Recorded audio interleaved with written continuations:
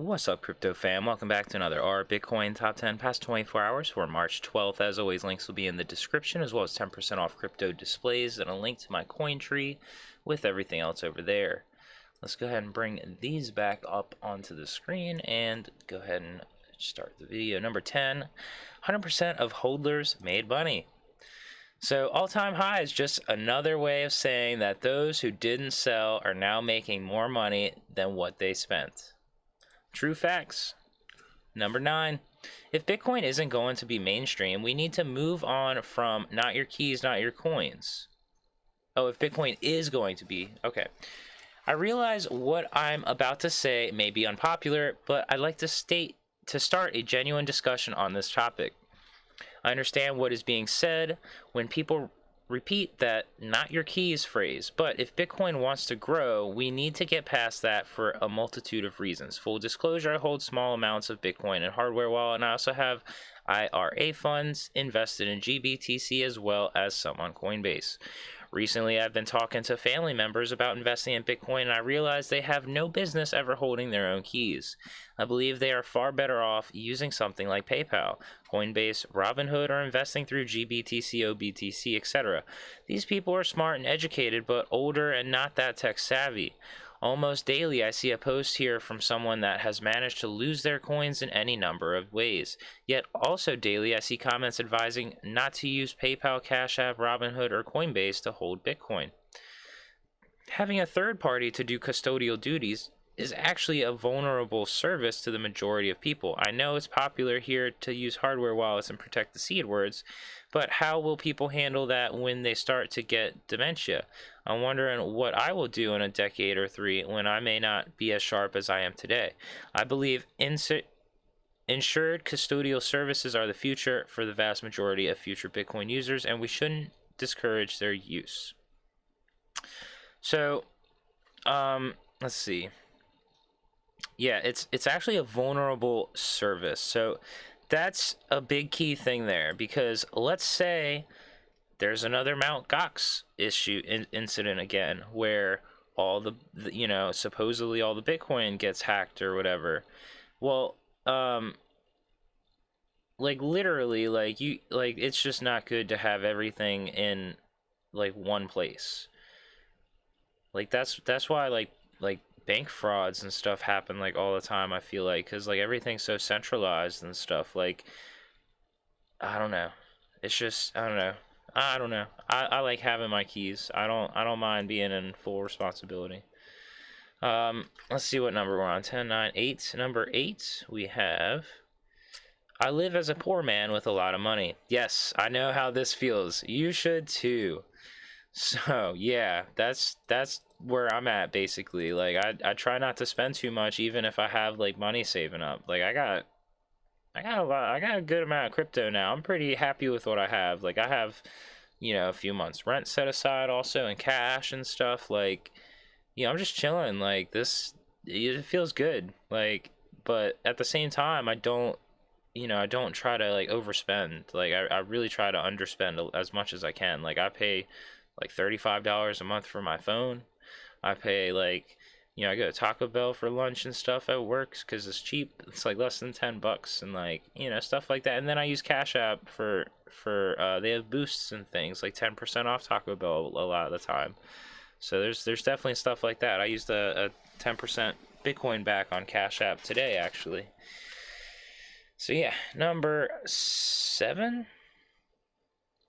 Yeah, 7. The guy who introduced me to crypto broke up with me 3 days ago. I'm sobbing mess, but I'm 3K richer. I guess Bitcoin is the silver lining. Huh. Alright. Number 6. 3,858 1 year ago today. Yeah, I saw that tweet earlier. If you're reading this, more than likely you made it through the crash. Up $53,000 in 1 year and nowhere but up. Hold on.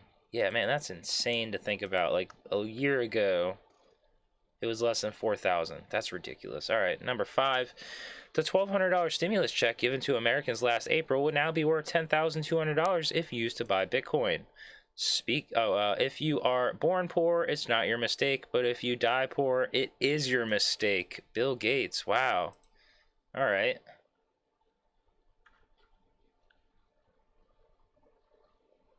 Okay, so has found no substantial evidence that Bill Gates ever made this statement. That's hilarious.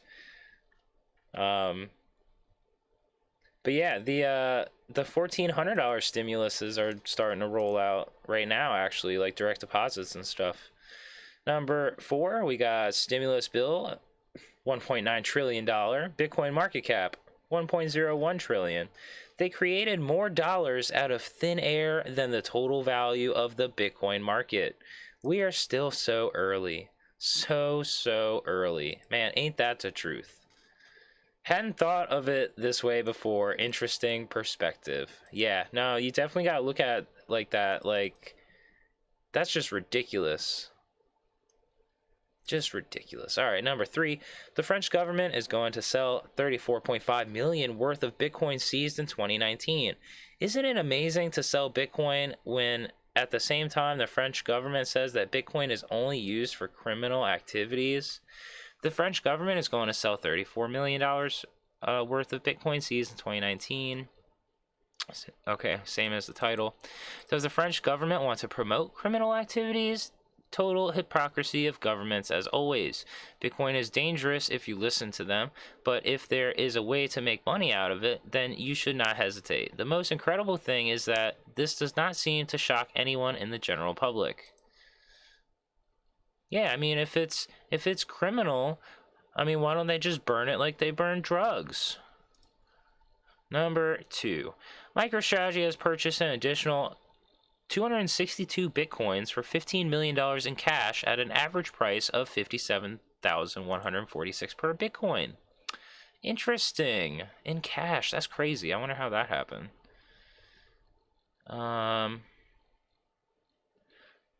So they have a total of 91,326 bitcoins acquired for 2.2 billion, or an average price of 24,214 per bitcoin. Wow, so they're up like 100% right now, over 100%. That's crazy. Number 1, Bitcoin has now transferred 3.5 trillion across the world without the help of any banks or governments. Wow, isn't that amazing? And it just keeps going up and up and up.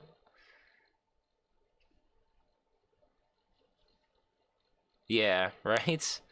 Like, that's only like 2x of what the government just printed. Like, literally, that's crazy. All right, that's it for our Bitcoin top 10 past 24 hours. As always, everything's down below. I did make a video earlier today about some DeFi stuff on Binance Chain. So if anybody is interested about DeFi and they don't want to pay the Ethereum fees, which are pretty ridiculous, go ahead and check out that video because there's some interesting stuff happening over on BSC with hyper finance, hyper swap, hyper like farming and stuff like that. It's really, really interesting. I'm making some money there, so I'm actually making about half as much as I make mining, so it's kind of interesting. But that's about it for today. Peace, love, and hodl.